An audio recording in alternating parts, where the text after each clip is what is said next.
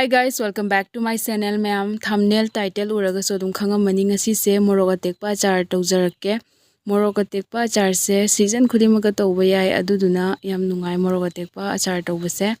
Ado hojik se Morok Atekpa se pawa ama laure ado ahanbada hojik se phajana chamthoani. Phajana chamthoani aduga chamthokpa loiraga nungshada phawdoani. Pungkhai muk phawdoani natragana pungama muk phajana sandoga phawdoani. Morok se pungkhai muk phajana phawdo e aduga morok da napamba ising kai kak tusu phajana kangre ising do nappa taraga di ma'am achar tawbada soklakani aduga siga lebu khara suina phawdok chare lebu singsisu achar tawbada haptoine ado hojik se phawdokpa loiraga imungda pushala aga corner mada morok se sumaina soirani ado ma'am thangna soininga so dum soibio ado idi katina sumai tar soire aduga soiriba Bukham se patra dosu phajana akangba patra da soibio aduga sumaina makak soirani makak se ma'am na kyam chahoning ba kyam sanghaning ba tenghlaning ba da ma'am gi pambadugi adumaina changda soibiro aduga magi makok tudi achar tawbuda dudi hapiruno adu hapagadi ma'am kana tawrani achar se soklakani aduduna se loina soirani ado soiba loiraga mathang ma'am da loina uchara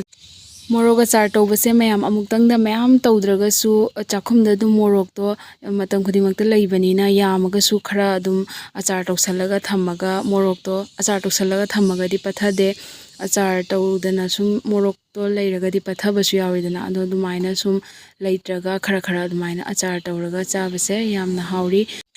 Morok singdo kakpa loire hojik lebu simu khaire lebu se khairaga aduga magi mahi singdo phajana lauthoni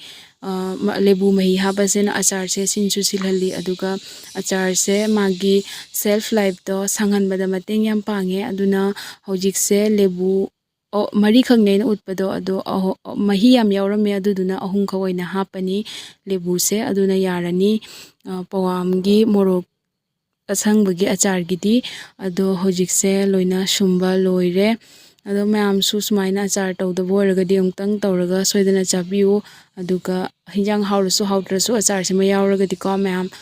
yamna haure chabada aduga hojik se sumaina chumthoani chajumda phajana magi maru adegi keka yaubasingdo adu lehaunabagi aduna chajumda chummaga sumaina morok siga hapchalle Morok Atekpa gi atopa makhan ahawba achar lei ma'am kaigumba ma'am na pambiragadi comment haibiramo ai soidana thangatjarake aduga hojik se lebu mahi do hapchanba loiraga phajana mix tawraga hojik siga thum hapchalani thum se hojik ki oina tablespoon ani khak hapani asisina thum khara yam hapisina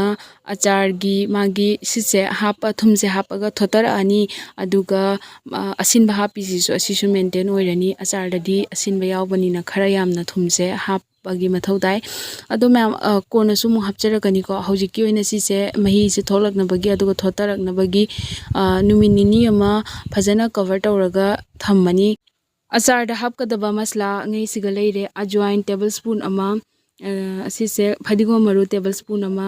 methi tablespoon ama aduga guamoris tablespoon ani ne aduga kala jira sina tablespoon ama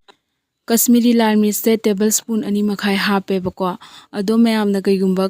aigi se machu phajanaba na chabada haunaba machu phajarade na hapani ado kaigumba ma'am na hapningdragasu Kashmiri Lal Mirch optional ne ado hapidrasu yagani aduga hojik masla sing se minute ani ahum sumaina medium flame da thamaga phajana asise ngauthoe adum ngauthokpada thumgar hape thum hapisina pokhai dana bane ado likpani na do sumaina se punna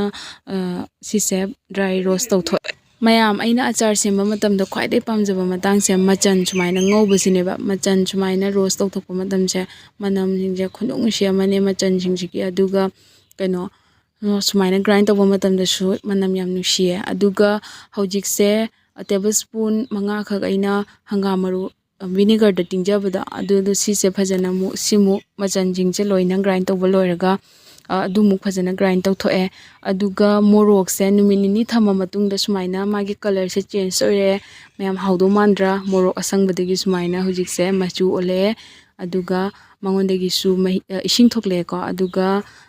aina lebu mahi hapchagibado adusu ꯑꯗꯨꯁꯨ ꯃꯍꯤ ꯊꯣꯛꯂꯛꯑꯦ ꯑꯗꯣ ꯍꯧꯖꯤꯛꯁꯦ ꯉꯁꯥꯏꯒꯤ ꯍꯪꯒꯥꯝ ꯃꯔꯨ ꯇꯛꯈꯥꯏꯈꯤꯕꯗꯣ ꯑꯗꯣ ꯍꯥꯞꯆꯜꯂꯦ ꯌꯥꯏꯈꯪ table spoon ꯑꯃ ꯍꯥꯞꯄꯦ ꯑꯗꯨꯒ ꯁꯤꯁꯦ ꯐꯖꯅ ꯃꯤꯛꯁ ꯇꯧꯔꯅꯤ ꯀꯦꯃꯦꯔꯥꯁꯨ ꯈꯨꯠꯇ ꯄꯥꯏꯕꯅꯤꯅ ꯃꯌꯥꯝ ꯃꯤꯛꯁ ꯇꯧꯕꯁꯦ ꯌꯥꯝꯅꯗꯤ ꯅꯨꯡꯉꯥꯏꯇ꯭ꯔꯦ ꯑꯗꯨꯗꯨꯅ ꯃꯌꯥꯝꯗ ꯈꯔ ꯃꯤꯛꯁ ꯇꯧꯖꯔꯅꯤꯅ ꯎꯠꯆꯔꯦ ꯑꯗꯨꯗꯨꯒ ꯑꯃꯨꯛ ꯂꯦꯞꯍꯜꯂꯦ ꯑꯗꯨꯒ ꯑꯃꯨꯛ ꯁꯤꯁꯦ ꯐꯖꯅꯁꯦ ꯃꯤꯛꯁ ꯇꯧꯖꯔꯛꯀꯦ ꯍꯧꯖꯤꯛꯁꯦ ꯃꯌꯥꯝ ꯃꯤꯛꯁ ꯇꯧꯕꯁꯦ ꯂꯣꯏꯔꯦ ꯑꯗꯨꯒ ꯍꯧꯖꯤꯛ ꯑꯃꯨꯛ ꯑꯆꯥꯔꯒꯤ ꯉꯁꯥꯏ ꯃꯁꯂꯥꯁꯤꯡꯗꯣ ꯑꯗꯨꯃꯨꯛ ꯍꯥꯞꯆꯜꯂꯅꯤ ꯑꯗꯨꯒ ꯁꯤꯁꯦ ꯐꯖꯅ ꯃꯤꯛꯁ ꯇꯧꯔꯅꯤ ꯑꯗꯨꯒ ꯍꯧꯖꯤꯛꯁꯦ ꯀश्मीरी लाल मिर्च ꯍꯥꯞꯆꯜꯂꯅꯤ कश्मीरी लाल मिर्चꯁꯤꯁꯨ ꯃꯌꯥꯝ ꯑꯩꯅ ꯍꯥꯏꯖꯕꯗꯨꯅꯦ ꯑꯣꯞꯁꯅꯦꯜꯅꯦ ꯁꯤ ꯍꯥꯞꯅꯤꯡꯗ꯭ꯔꯁꯨ ꯍꯥꯞꯄꯤꯔꯨꯅꯨ ꯑꯁꯤꯅ ꯍꯥꯞꯇ꯭ꯔꯒꯗꯤꯀꯣ ꯅꯥꯄꯨ ꯃꯆꯨ ꯑꯣꯏꯒꯅꯤ ꯑꯗꯣ ꯆꯥꯕꯗꯗꯤ ꯀꯩꯁꯨ ꯇꯦꯁ ꯈꯦꯠꯅꯕ ꯂꯩꯔꯣꯏ ꯃꯆꯨ ꯈꯛꯇꯅꯦ ꯈꯦꯠꯅꯔꯤꯁꯦ ꯑꯗꯨꯒ ꯍꯧꯖꯤꯛꯁꯦ ꯁꯨꯃꯥꯏꯅ ꯃꯤꯛꯁ ꯇꯧꯕ ꯂꯣꯏꯔꯒ ꯂꯣꯏꯔꯦ ꯑꯆꯥꯔꯁꯦ ꯃꯌꯥꯝ ꯑꯆꯥꯔ ꯁꯦꯝꯕꯁꯤꯗꯤ ꯀꯩꯁꯨ ꯂꯨꯗꯦ ꯑꯆꯥꯔꯁꯦ ꯁꯦꯝꯕ ꯂꯣꯏꯔꯒ ꯀꯨꯏꯅ ꯊꯝꯕ ꯌꯥꯅꯕꯒꯤ ꯊꯝꯕꯗꯨꯅꯤꯕ ꯃꯌꯥꯝ ꯂꯨꯔꯤꯁꯦ ꯑꯗꯨꯗꯨꯅ ꯑꯆꯥꯔꯁꯦ ꯁꯦꯝꯕ ꯂꯣꯏꯔꯦ ꯑꯗꯨꯒ ꯂꯤꯛꯂꯤꯛꯀꯤ ꯀꯟꯇꯦꯅꯔ ꯑꯃꯗ ꯐꯖꯅ ꯍꯥꯞꯆꯜꯂꯦ ꯑꯗꯣ ꯂꯤꯛꯂꯤꯛꯀꯤ ꯀꯟꯇꯦꯅꯔꯁꯦ ꯐꯖꯅ ꯆꯥꯝꯊꯣꯛꯑꯒ ꯀꯪꯍꯜꯂꯒ ꯍꯥꯞꯄꯤꯅꯦ ꯑꯗꯨꯒ ꯑꯆꯥꯔ ꯁꯦꯝꯕ ꯃꯇꯝꯗ ꯁꯤꯖꯤꯟꯅꯔꯤꯕ ꯄꯥꯇ꯭ꯔꯁꯤꯡꯁꯦ ꯂꯣꯏꯅꯃꯛ ꯑꯀꯪꯕ ꯅꯠꯇꯅ ꯏꯁꯤꯡ ꯌꯥꯎꯔꯗꯤ ꯃꯌꯥꯝ ꯑꯆꯥꯔꯁꯦ ꯁꯣꯛꯀꯅꯤꯀꯣ ꯑꯗꯨꯒ ꯍꯧꯖꯤꯛꯁꯦ ꯉꯁꯥꯏ ꯑꯩꯁꯦ ꯊꯨꯝ ꯍꯥꯞꯄꯁꯦ ꯀꯥꯎꯍꯧꯔꯦ ꯑꯗꯨꯅ ꯊꯨꯝ ꯈꯔꯒ ꯑꯃꯨꯛ ꯍꯥꯞꯆꯜꯂꯦ ꯇꯦꯕꯜ ꯁ꯭ꯄꯨꯟ ꯑꯃꯒ ꯑꯃꯨꯛ ꯍꯥꯞꯆꯜꯂꯦ ꯑꯗꯨꯒ ꯁꯦ ꯐꯖꯅ ꯃꯤꯛꯁ ꯇꯧꯔꯦ ꯑꯆꯥꯔꯁꯦ ꯍꯧꯖꯤꯛ ꯉꯥꯏꯍꯥꯛꯇꯪ ꯄ꯭ꯂꯥꯁꯇꯤꯛꯀꯤ ꯀꯟꯇꯦꯅꯔꯗ ꯁꯤꯟꯗꯣꯛꯆꯔꯦ ꯑꯩꯗꯤ ꯃꯌꯥꯝꯗꯣ ꯑꯃꯨꯛ ꯎꯠꯂꯛꯇꯣꯏꯅꯤꯅꯅꯦ ꯑꯗꯣ ꯒ꯭ꯂꯥꯁꯀꯤ ꯖꯥꯔꯗꯣ ꯑꯗꯨꯒ ꯑꯆꯥꯔꯗꯣ ꯂꯤꯛꯄꯅꯤꯅ ꯃꯈꯥꯗ ꯌꯧꯈ꯭ꯔꯕꯅꯤꯅ ꯊꯝꯅꯦꯜꯒꯤ ꯐꯣꯇꯣ ꯀꯥꯞꯄꯗꯣ ꯐꯖꯔꯣꯏꯅ ꯍꯧꯖꯤꯛ ꯃꯌꯥꯝ ꯄ꯭ꯂꯥꯁꯇꯤꯛꯀꯤ ꯀꯟꯇꯦꯅꯔꯁꯤꯒ ꯉꯥꯏꯍꯥꯛꯇꯪ ꯍꯥꯞꯆꯔꯅꯤ ꯑꯗꯨꯒ ꯑꯃꯨꯛ ꯂꯣꯏꯔꯒ ꯑꯗꯣ ꯒ꯭ꯂꯥꯁꯀꯤ ꯀꯟꯇꯦꯅꯔꯗ ꯑꯃꯨꯛ ꯍꯥꯞꯄꯅꯦꯕ ꯃꯌꯥꯝ ꯑꯗꯣ ꯍꯧꯖꯤꯛꯁꯦ ꯂꯣꯏꯔꯦ ꯃꯌꯥꯝ ꯑꯆꯥꯔ ꯁꯦꯝꯕꯁꯨ ꯑꯗꯣ ꯃꯇꯝ ꯁꯪꯉꯒꯗꯤ ꯑꯆꯥꯔꯁꯦ ꯅꯨꯡꯁꯥꯗ ꯐꯧꯗꯣꯛꯄꯤꯌꯣ ꯑꯗꯨꯒ ꯑꯩꯒꯤ ꯚꯤꯗꯤꯑꯣꯁꯦ ꯄꯥꯝꯕꯤꯔꯒꯗꯤ ꯂꯥꯏꯛ ꯁꯤꯌꯔ ꯁꯕꯁꯀ꯭ꯔꯥꯏꯕ ꯀꯃꯦꯟ ꯇꯧꯕꯤꯔꯝꯃꯣ ꯑꯗꯨꯒ ꯃꯌꯥꯝ ꯃꯊꯪꯗ ꯀꯩꯀꯩ ꯑꯆꯥꯔꯒꯤ ꯚꯤꯗꯤꯑꯣ ꯄꯥꯝꯒꯦ ꯍꯥꯏꯕꯗꯣ ꯀꯃꯦꯟꯇ ꯍꯥꯏꯕꯤꯔꯝꯃꯨ ꯊꯦꯡꯛ ꯌꯨ ꯐꯣꯔ ꯋꯥꯆꯤꯡ